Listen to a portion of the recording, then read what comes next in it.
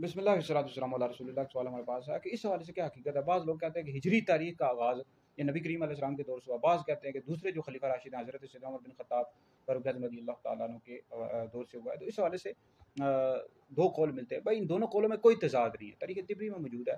کہ ہجری تاریخ کا جو باقاعدہ آغاز ہوا نبی کریم علیہ السلام کے دور مبارک سے ہوا۔ حضور علیہ الصلوۃ والسلام نے اس کا حکم ارشاد فرمایا کہ جب آپ علیہ الصلوۃ والسلام نے مکہ سے مدینہ کی طرف ہجرت کی ہے تو ہجری تاریخ کا باقاعدہ آغاز نبی کریم علیہ السلام کے دور مبارک سے ہوا ہے۔